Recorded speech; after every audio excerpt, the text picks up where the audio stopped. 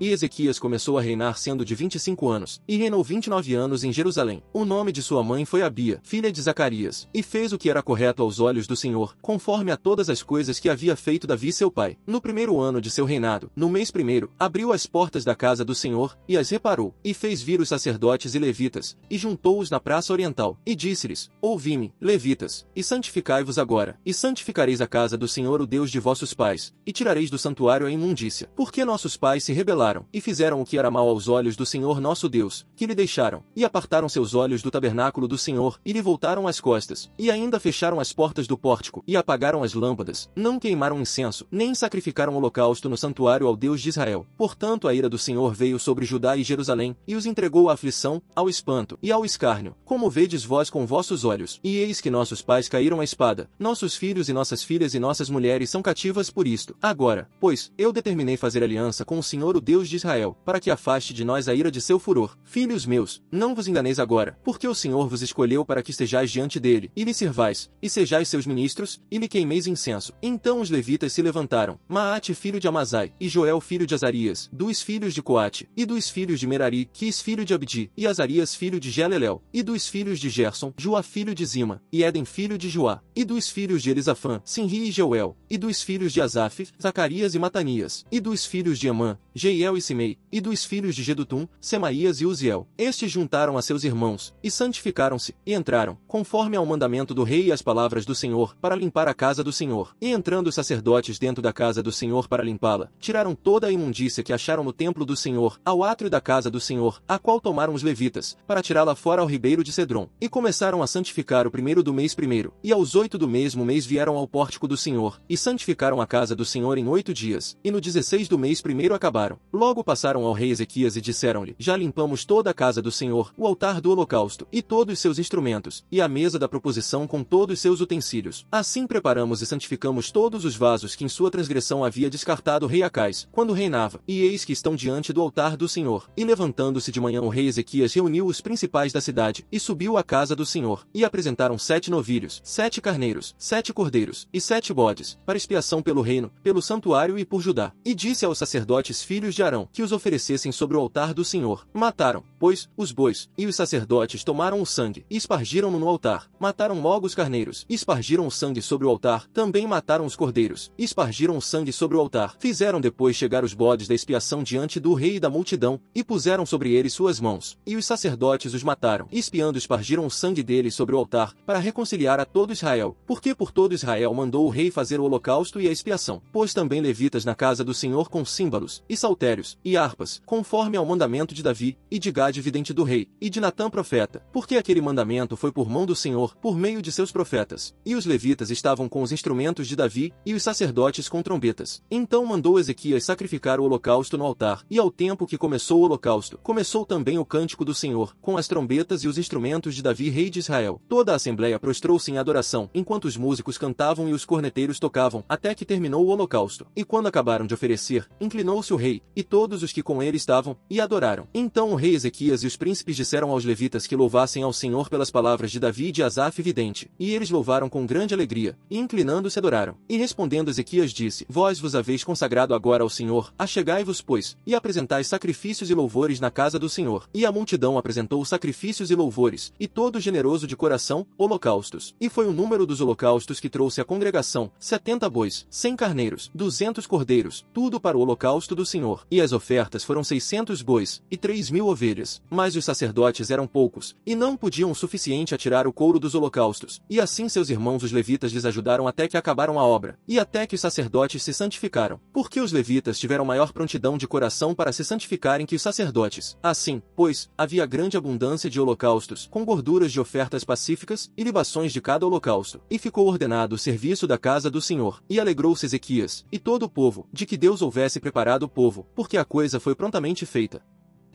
Recebei a quem for fraco na fé, mas não para envolvê-lo em temas controversos. Um crê que pode comer de tudo, e outro, que é fraco, come somente vegetais. O que come não despreze o que não come, e o que não come não julgue o que come, porque Deus o aceitou. Quem és tu para julgares o servo alheio? É ao seu próprio Senhor que ele fica firme ou cai, e ele ficará firme, porque o Senhor é poderoso para o firmar. Um faz diferença entre um dia e outro, porém outro considera iguais todos os dias. Cada um mantém a certeza em sua própria mente. O que faz diferença entre dias, para o Senhor a faz. O que come, come para o Senhor, porque dá graças a Deus, e o que não come, deixa de comer para o Senhor, e dá graças a Deus. Pois nenhum de nós vive para si mesmo, e nenhum morre para si mesmo, porque, se vivemos, para o Senhor vivemos, e se morremos, para o Senhor morremos. Portanto, quer vivamos, quer morramos, do Senhor somos. Pois para isto Cristo morreu, e voltou a viver, para ser Senhor tanto dos mortos como dos vivos. Tu, porém, por que julgas o teu irmão? Ou tu também, por que desprezas o teu irmão? Pois todos nós seremos apresentados diante do tribunal de Deus. Porque está escrito, tão certo como eu vivo, diz o Senhor, que todo joelho se dobrará diante de mim, e toda língua confessará a Deus, de maneira que cada um de nós dará conta de si mesmo a Deus. Portanto, não julguemos mais uns aos outros. Em vez disso, decidi nunca pôr alguma pedra de obstáculo ou de tropeço diante do seu irmão. Eu sei e tenho certeza no Senhor Jesus, que nada é impuro por si mesmo, a não ser para quem o considera impuro. Aquilo para ele se torna impuro. Pois, se por causa do que comes, o teu irmão se entristece, tu já não estás andando segundo o amor. Não destruas por tua comida aquele por quem Cristo morreu.